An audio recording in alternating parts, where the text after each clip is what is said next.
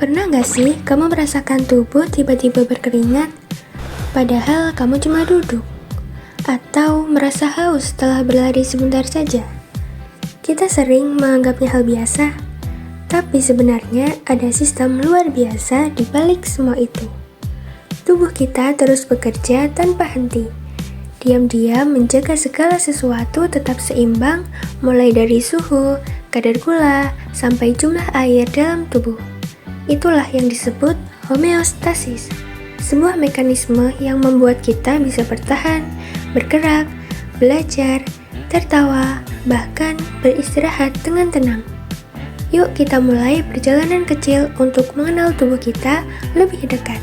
Hai teman-teman, sebelum masuk ke pembahasan lebih jauh, yuk kita kenalan dulu dengan asal kata homeostasis. Istilah ini berasal dari bahasa Yunani, yaitu homeo yang berarti tetap dan statis yang berarti keadaan. Jadi, homeostasis itu menggambarkan kondisi tubuh yang tetap stabil. Istilah ini pertama kali diperkenalkan oleh fisiolog bernama Walter Kenneth.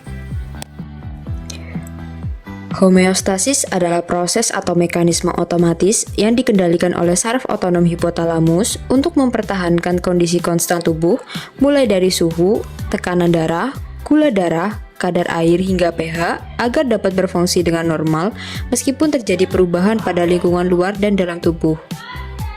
Tubuh kita memiliki sistem pengatur yang bekerja tanpa henti agar kondisi tetap stabil. 4 organ utama dalam sistem homeostasis memegang peran penting dalam menjaga keseimbangan ini. Organ yang pertama adalah pankreas. Ia berperan sebagai pengatur gula darah. Berikutnya, ginjal berperan sebagai penyaring dan pengatur keseimbangan cairan. Kemudian, hati berperan sebagai pengatur detoksifikasi dan metabolisme. Serta yang terakhir, kulit berperan sebagai pelindung dan pengatur suhu. Supaya tubuh mampu menjaga kondisi internalnya tetap stabil, ia mengandalkan suatu sistem pengatur yang bekerja secara berurutan dan saling terhubung yang disebut dengan mekanisme homeostasis. Yang pertama ada reseptor atau sensor yang merupakan bagian tubuh yang bertugas mendeteksi perubahan atau penyimpangan dari kondisi normal. Yang kedua adalah pusat pengendali atau control center yang umumnya berada di otak seperti hipotalamus dan berfungsi untuk memproses informasi dari reseptor dan akan mengirimkan sinyal ke efektor. Dan yang ketiga adalah efektor yang merupakan organ atau jaringan yang melaksanakan respon untuk mengembalikan kondisi tubuh ke keadaan yang seimbang. Mekanisme umpan balik homeostatis ada dua, yaitu positif dan negatif. Negative feedback loop atau umpan balik negatif merupakan mekanisme yang bekerja dengan cara mengembalikan kondisi tubuh yang menyimpang ke rentang normal. Contohnya adalah ketika suhu tubuh seseorang meningkat, maka pembuluh darah akan melebar, yang menyebabkan hilangnya panas ke lingkungan. Sebaliknya, pada saat suhu tubuh seseorang turun, pembuluh darah akan menyempit sehingga panas akan tetap terjaga. Kemudian yang kedua ada positive feedback loop atau umpan balik positif.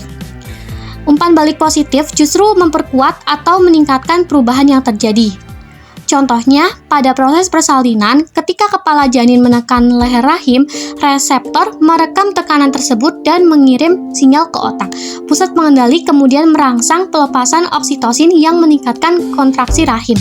Contoh homeostasis pada kehidupan sehari-hari. Dalam aktivitas sehari-hari, tubuh terus menjaga keseimbangan. Saat berolahraga, pernapasan dan denyut jantung meningkat untuk memenuhi kebutuhan oksigen. Ketika haus, hormon memberi sinyal agar kita minum. Saat kedinginan, tubuh menggigil untuk menghasilkan panas. Setelah makan, pankreas menurunkan kadar gula yang naik. Semua ini menunjukkan bahwa homeostasis bekerja terus-menerus tanpa kita sadari. Homeostasis menunjukkan betapa tubuh bekerja dengan cermat untuk menjaga kita tetap seimbang di setiap kondisi. Memahami proses ini tidak hanya membuat kita mengenal tubuh lebih baik, tetapi juga mengingatkan bahwa keseimbangan adalah kunci kehidupan. Dengan merawat diri dan menghargai kebutuhan tubuh, kita ikut menjaga harmoni yang membuat kita tetap sehat dan mampu menjalani aktivitas sehari-hari dengan baik.